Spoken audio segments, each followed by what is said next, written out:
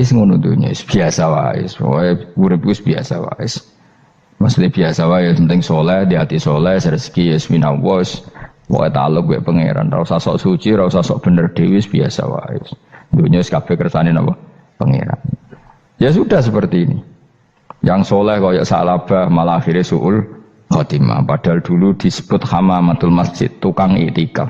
Gak tahu mulai ke masjid, tapi akhirnya suul khotimah. Wahsi sing mateni kekasih Nabi, rupane mateni Hamzah ditakdir husnul khotimah. Makanya donga ya muqallibal qulub tsabbit qalbi ala dini. Kita tidak pernah tahu. Nah, kenapa kalau saya ngaji PD? Mereka aku muji pangeran, saya tidak pernah mikir awakku, tak penting awakku, penting muji pangeran. Ngaji itu artinya kan muji pangeran, muji ilmune pangeran, ya sudah selesai. Itu anakku itu donga iku mikir awakmu dhewe. Mulane donga mek ngaji ku derajate dhuwur ngaji. Mergo ngaji muji pangeran, nak donga mikir awake dhewe. Makanya masyhur itu ada dua kelompok di masjid, yang satu diskusi halal haram, yang satu berdoa. Nah, terus Nabi keluar dari rumah berdiri sempat ragu, saya kemana? Terus akhirnya Nabi ngendikan mereka itu berdoa kalau Allah mengabulkan ya disembadani. Tapi mereka belajar halal haram. Itu perintahnya Allah, saya sebagai Nabi. Terus akhirnya Nabi gabung kelompok yang belajar halal haram. Karena belajar halal haram artinya ingin menghidupkan hukumnya Allah Ta'ala. Tapi nak wong donga kepingine iku kabul kajate. Intine mikir awake dhewe. Makanya saya termasuk ulama yang jarang berdoa. Tapi ya berdoa tapi kadang-kadang. Nah kowe kan gak kontribusi ning agama ora pati ya ndonga. Oh dasar murahan. Ya tapi piye mulang ya ora payu. Jadi kadang-kadang kula dibantah. Lah jenengan mulangi payu Gus. Lah kula ora payu, ndonga-ndonga ngono. Ya tapi aku ngerti pangeran ora bakal nyembadani barno ora Gus. Pangeran ya paling sedikit sithik ngono cukup. Kula termasuk orang yang enggak setuju ya kalau orang sholawatan terus berlebihan tapi khidmah ini Nabi kurang. Maksudnya gini loh, sholawatan berlebihan ya. Redaksi sholawat tentang Nabi itu kecil. Bukan sholawat jumlahnya enggak. Redaksi tentang Nabi itu kecil, sementara tentang keinginannya itu saya tidak suka. Saya suka sholawatan itu ya yang nyifati Nabi banyak, kemudian keinginannya kecil. Itu bagus. Kayak Ihya itu loh, kayak Ihya Abdul Hasan Asadili itu. Kalau dongo itu jaluke mau swidik paling baris paling terakhir. Misalnya gini, nahmaduka ya man huwa la ilaha illa anta arrahmanur rahim, itu langsung in sampai nyifati Allah itu 99. Buar ngono nganti berkuras-kuras. Lagi terakhir mau jaluk dongo sithik. Nah kowe kan enggak muni muji Allah mau basa-basi tok. Alhamdulillahirabbil alamin wassalatu wassalamu ala Muhammadin. Mau nggo syarat tok. Baru ke Allahumma inna nas'aluka nganti telung lari. Telung halaman. Tapi pas muji pangeran, alhamdulillahirabbil alamin wassalatu wassalamu ala Muhammadin. Bariku terus dongo njaluk mapan, tolak buala. Yo aja. Mana jare pangeran? Muji kekasihku suwidik dongane kecangkeman. Lah saya tuh gak suka jenis itu. Harusnya sholawatnya itu yang panjang. Maksudnya nyifati Nabi yang panjang. Baru mintanya sedikit. Itu bagus sih. Duwe akhlak. Makanya saya diantara sholawat yang senang itu sholawatnya Habib Ali Al-Habsyi yang arang Simtudur. Kalau beliau baca sholawat itu sholatan yattasilu biha ruhul musolli alaihi bi fayam basitu fi qalbi sirru nuri ta'alluqi bi wa hubbi wa yuktabu biha bi inayatillahi ta'ala fi hisbi. Jadi dia baca sholawat itu, ya Allah berikan sholawat kepada kekasihmu Muhammad.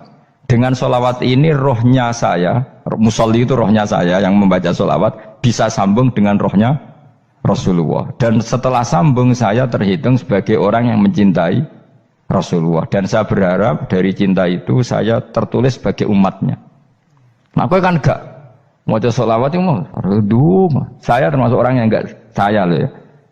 Tapi ya tetap baik dibanding nganggo primbon ya satu sholawatan itu. Tapi boleh punya etika lah dengan Rasulullah itu. Boleh kalau dongo nyifati Nabi yang banyak, ya baru keinginan. Kan banyak itu sholawat yang seperti yang saya misalnya di kitabnya Sayyid Muhammad ada Allahumma sholli ala sayyidina Muhammad nuri kalam alladzi. Wah nyifati Nabi itu sampai panjang lebar baru menceritakan hajatnya. Kalau kamu kan enggak nyifati Nabi basa-basi, mau sidik malah kadang orang misalnya ala Muhammad. Kok ala Muhammad muni Sayyidina aja disoal. Masalah terus. Baru kudungannya apa? Panjang. Saya termasuk yang enggak setuju karena itu menurut saya kurang etika. Makanya Rasulullah itu kalau berdoa kalau sudah nyifati Allah, coba tak beri satu contoh saja doanya Nabi. Alhamdulillah hamdan yuwafi ni'amahu wa yukafi'u mazida ya rabbana lakal hamdu kama yanbaghi li jalali wajhika 'azimi sultanik la nuqsi sana'an 'alaika anta kama asnaita 'ala nafsik. Itu sudah berapa itu nyifati Nabi? Itu belum doanya tuh. Nah kamu kan enggak Allahumma alhamdulillahirabbil alamin Allahumma ya Allah di hajati wis gremeng tok titik seramutu tenan njen gak bakat wali nah cara kula iku sisen ngono kula ya sering ngamini dongane wong ngono tapi ning atiku amin itu maksudnya amin barno mawon Gusti nanti aku amin tapi amin ku barno mawon Gusti wong ora jelas ngono betul. Jadi aku muni amin tapi amin barno maksudnya ya Allah barno amin maksudnya.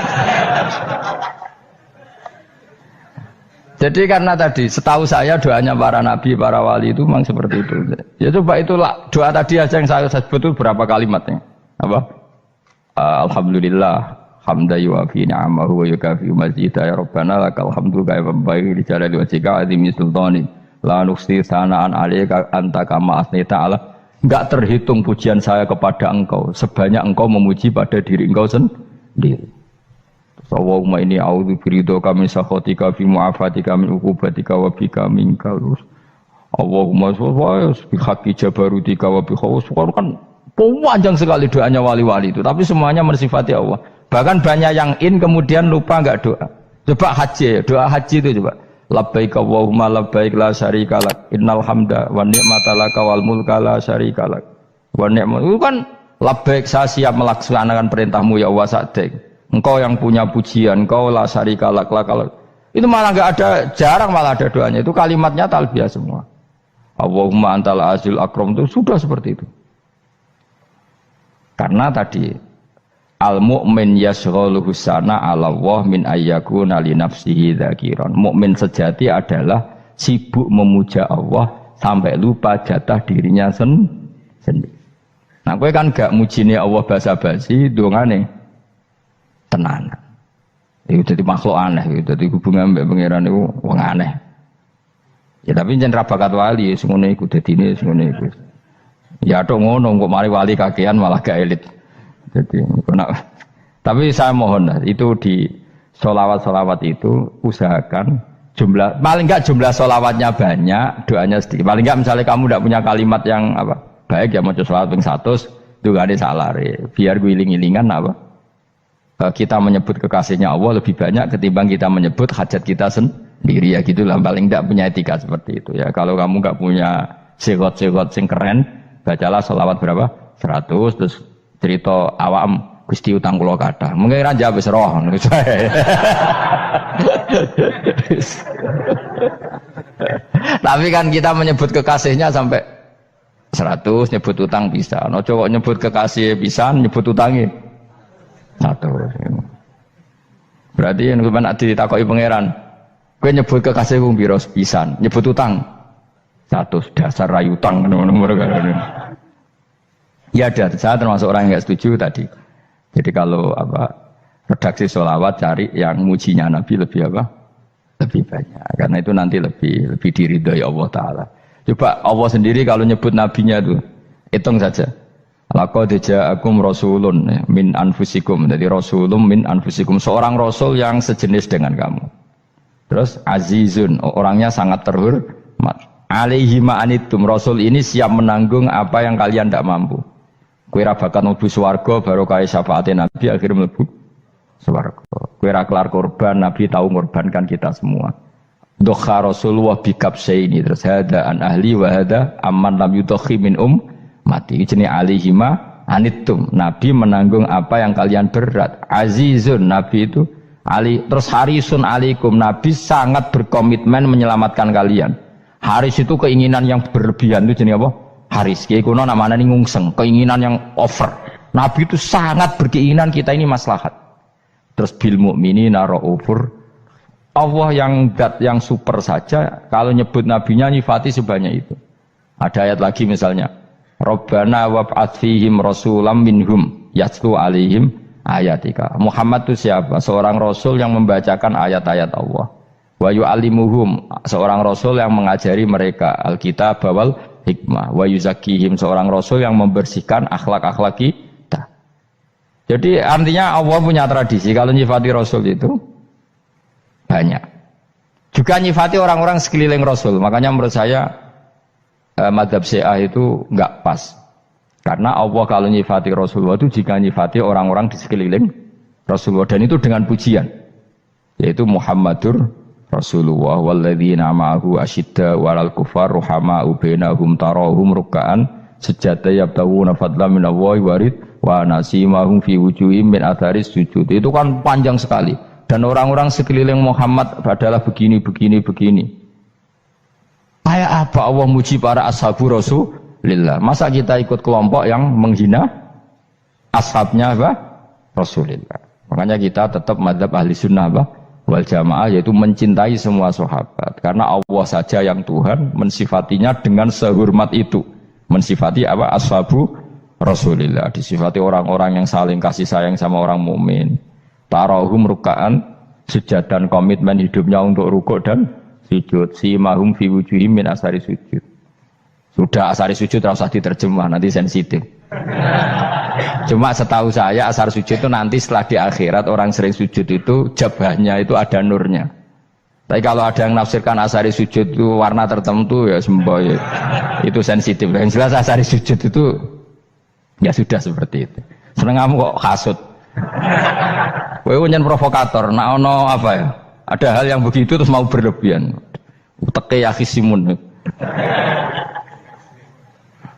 Nah, kula ora ada kepentingan pokoknya ayat si mahum fi wujuhihim min atharis sujud, bahwa dalam jabahnya itu ada asaris sujud. Itu masyhur kan, saya terangkan ya, tapi kowe aja sensitif loh, biasa wae. Suatu saat Rasulullah itu ngendikan begini, nanti saya kata Nabi akan nyafaati kalian semua. Sahabat-sahabat tanya, ya Rasulullah dengan sekian miliar orang bagaimana kamu mengenali kita? Saya ulang lagi, suatu saat saya nanti akan nyafaati kalian karena saya kenal kalian. Maksudnya di akhirat. Ya apa? Di akhirat. Terus sahabat tanya, ya Rasulullah bagaimana engkau mengenali kita sementara nanti di akhirat bermiliar-miliar orang gitu. Terus Nabi ngendikan gini, jika kamu punya unta dengan tanda tertentu, saya ulang lagi, jika kamu punya unta punya tanda tertentu, dalam jidatnya ada begini, dalam tangannya ada gini, dalam kakinya ada gini, maka apa kamu bisa membedakan untamu dengan unta orang lain? Ya bisa ya Rasulullah, karena unta kita khas. Misalnya kaki depannya ada putihnya, kaki belakangnya ada putihnya, dalam baduknya ada putihnya. Terus kata Nabi, inna ummati yut'auna yaumal qiyamati hurran muhajjalin min asaril wudu. Nanti umatku nanti wajahnya juga bersinar, tangan kakinya juga bersinar. Jadi asar itu saya pastikan secara riwayat itu akhirat, maksudnya tentang akhirat. Tapi bahwa yang di dunia ada yang memulai asar itu nggih monggo mawon. Loh itu bagus kan, artinya ekspresi percepatan. Ndak apa-apa loh, daripada kok kowe ora jelas ini gitu. Maksudnya ya orang ngetok ya pancen jarang sujud tenan. Wis ora usah sensitif, tapi yang jelas ya nanti. Ya sampean kiamat ruang samu. Nanti hisab itu nanti kalau hitung hanya sekitar 3 jam. Hisabnya sak dunia itu hanya sekitar, karena malaikat itu tidak kesulitan sama sekali. Tak warai ya. Ini enggak akan salah saya dalam hal ini karena riwayatnya sahihah. Kenapa hisab itu hanya butuh rubu'un nahar, 1/4 dari siang enggak? Anggap saja siang itu 6 jam atau 12 jam itu enggak aja terserah. Kalau 12 paruhnya kan 6 ya. Seperti 1/4-nya berarti 3. Itu gini. Jadi nanti di mahsyar itu kan yauma tabyaddu wujuh wa taswaddu wujuh. Yaudah yang kafir itu gelap, hilang. Wajahnya, tubuhnya semuanya gelap. Yang mukmin itu semuanya terang. Jadi sudah yang tabyaddu wujuh wa taswaddu wujuh otomatis terus nyingkap. Terus pergerakannya itu delala yang tabyaddu wujuh itu ke kanan, yang taswaddu wujuh ke kiri. Maka kamu jangan punya sinar yang kelap-kelip, nanti kena bego yang karena nggak jelas tadi. Maka kamu harus sinarnya yang sejelas-jelasnya. Ghurran muhajjalin min asaril. Bila perlu nur kamu sampai menembus langit saat itu. Makanya ketika orang mukmin sudah nurnya ada di muka, ada di tangan, masih ngendikan Rabbana atmim lana nurona, karena takut masih kena bigo tadi. Karena kalau hanya wudhu tok, sikil tok kan, bayangkan di miliaran orang kan bisa agak kelihatan. Tapi kalau nurnya sampai nembus langit kan, itu siapa kok nurnya sampai, kan malaikat langsung tahu. Lane hafal Quran, alim kan insya Allah nurnya itu. Sama zaman itu masih berdoa, Rabbana atmim lana, sempurnakan nur kami. Karena nanti identifikasi malaikat berdasar tadi, kalau ada nur berarti diletakkan ashabal yamin, kalau nggak ada nur ashabal shimal. Nah malaikat yang dibawa bigo itu kira-kira detail nggak? Dugaan saya kalau kelap-kelip pasti kena shimal. Wah ini partai kiri mesti kan. Pemenang yang wudhunya mau dulet sirah tok sidik. Karena anak madzhab Syafi'i. Sebetulnya meskipun itu sebaiknya kalau basuh sirah itu kabeh ben ora kelap kelip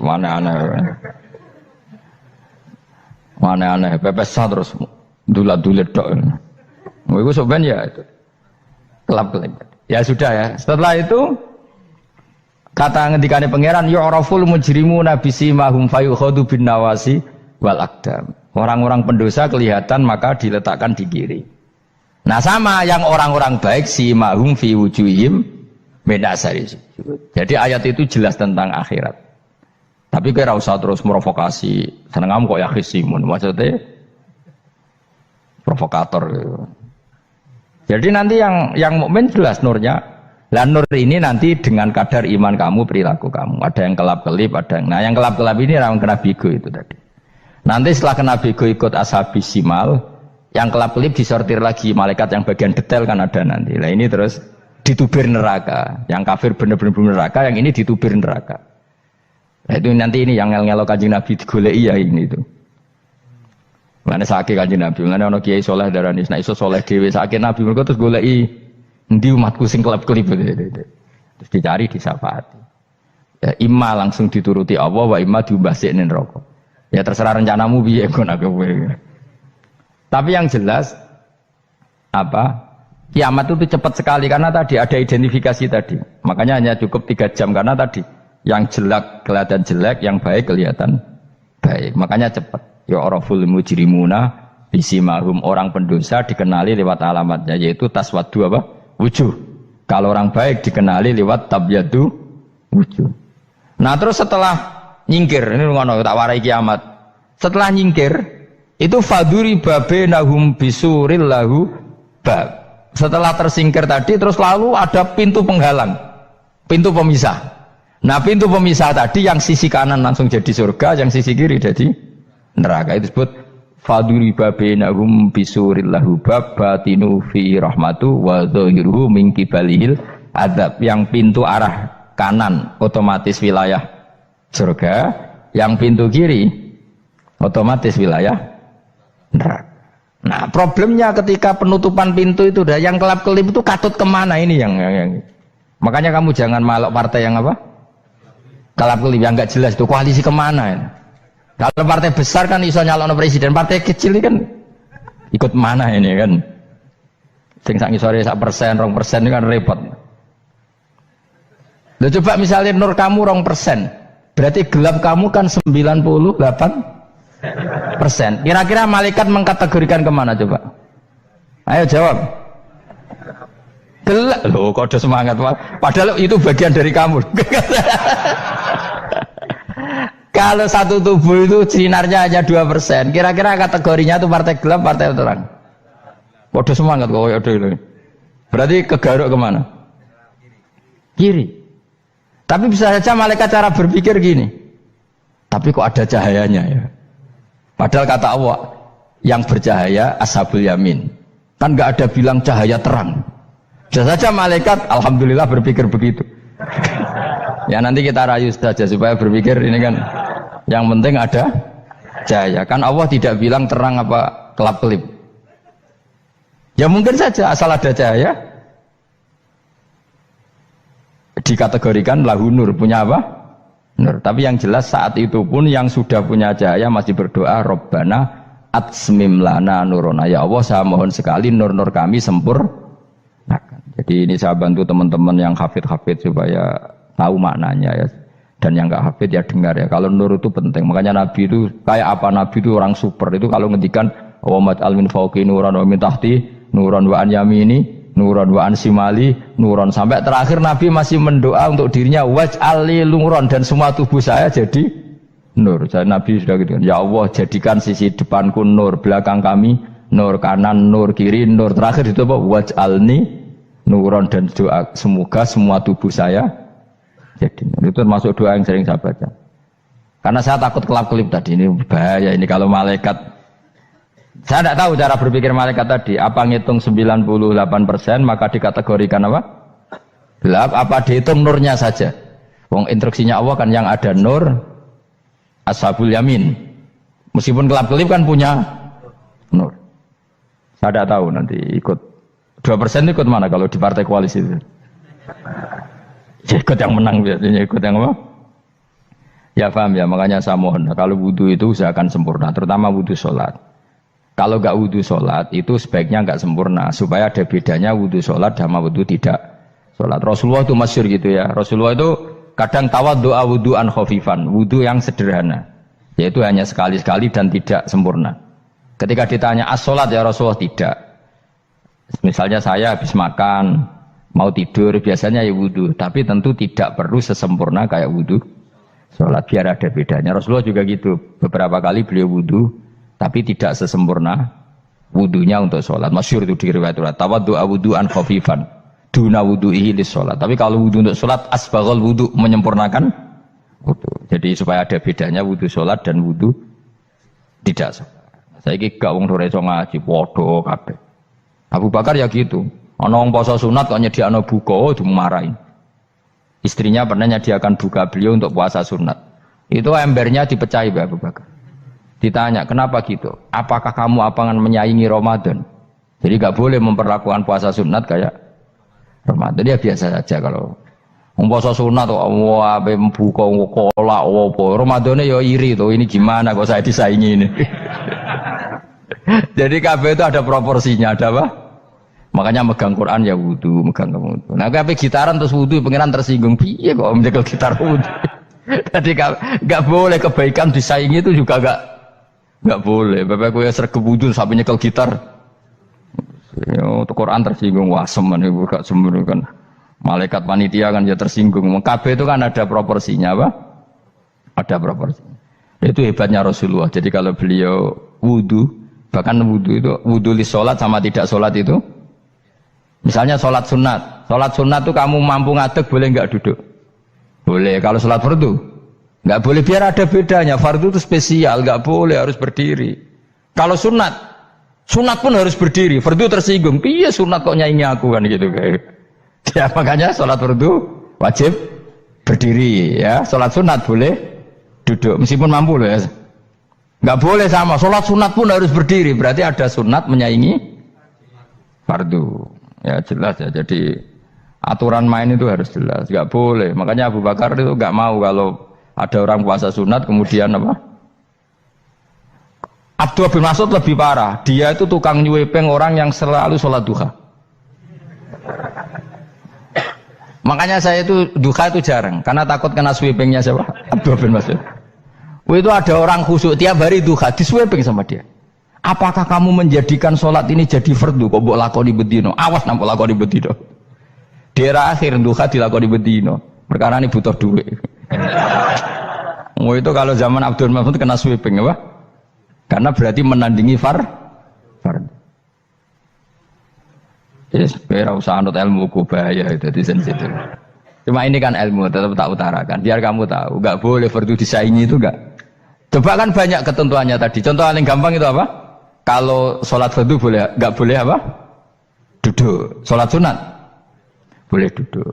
Sholat sunat boleh di kendaraan sesuai jalannya kendaraan. Ainama tawajjahat bi rakhilatu. Kalau sholat fardu, kalau kamu naik unta harus turun untuk memastikan di kiblat. Jadi banyak sholat sunat kamu dalam keadaan najis sudah tidak boleh dilakukan. Kalau sholat fardu, karena saking pentingnya fardu, meskipun dalam keadaan najis ya menemukan alat sesuci harus tetap sholat. Jenenge sholat dihormatil waktu, karena nggak boleh fardu ditinggalkan. Meskipun nanti harus iadah, karena nggak boleh mengalahkan fardu meskipun itu oleh najis. Jadi misalnya kamu pergi hanya bawa satu celana, kemudian di terminal atau apa kena najis, kena uyah sampean misalnya, kamu harus tetap wudu dan sholat. Karena nggak boleh fardu ditinggalkan. Meskipun nanti harus dah, karena sholat kamu tidak sempurna. Dalam keadaan celana kamu najis, boleh nggak sholat sunat? Oh nggak boleh. Karena kalau fardu itu darurat, memang suatu yang harus, maka dilakukan. Tapi kalau kamu dalam keadaan nggak suci, nggak boleh melakukan sholat apa? Sunat. Karena fardu itu spesial apa? Spesial. Bun kalau terus nanya. Wamtazil yauma ayyuhal mujrimun. Ya, jadi orang mujrimun harus terpisah dari orang apa? Mukmin. Dan yang keharusan itu ketika di surga. Tapi kalau di dunia ya boleh muamalah boleh. Ya muamalah yang halal maksudnya. Infaridu tegese misao sira kabeh ana mukminin sing pira-pira mukmin intakhtilatihim. Nalikane campure kufar utawa al mujrimin bihi kelan al mukminin. Utawa rujuke balik boten napa. Maksudnya rujuke diwalik ke sami intakhtilatihim mukminin bihi kelan kufar utawa kufar ning mukminin. Alam ahad ilaikum ya bani Adam. Alam ahad ana ta ora merentano ingsun ilaikum maring sira kabeh. Amurkum tegese ana ta ora merentano ingsun kum ing sira kabeh ya bani Adam ya bani Adam. Ala lisani rusuli ing atase lisane para utusan-utusan ingsun. Bukankah saya telah merintahkan kamu wahai Bani Adam Allah ta'budu setan. Yen ora menghamba sira kabeh asetan ing setan. Ngendikane pangeran kowe ijek kanut setan cek nemen nih. Bukankah sudah saya perintahkan kamu tidak boleh diperbudak napa setan. Maknane la tuti tegese aja taat sira kabeh ing setan. Inna sak temene setan laku maring sira kabeh aduun musuh mubinun kang jelas. Bayinul adawati banget musuhane. Lah wong setan musuhmu kok malah mbok enut bocah kok sarap ngono. Karwan musuh kok di enut. Anut ya pangeran mergo Allah wali fid dunya wal akhirah. Wa ani buduni lan yen to nyembah sira kabeh ni ingsun. Wa anstune kelakuan budu nyembah sira kabeh ni ingsun wahidu tegese nglakoni ya tauhid sira kabeh. To mengesa kana sira kabeh ni ingsun. Wa ati ulan taat sira kabeh ni ingsun. Harusnya kita hanya ibadah ning Allah Subhanahu wa ta'ala karena dia yang menciptakan kita, tempat kita kembali. Setan itu tidak siapa-siapa, makhluk yang hina, yang lemah. Pokoknya malah taat ya ning gone zat sing super, sing gawe kita, sing memberi rezeki kita dan zat yang kita kembali. Hadza utawi iki maknane taat ning Allah taala. Hadza ay al madkur min taatillah ku siratun ku dalan tariqun dalan mustaqimun kan.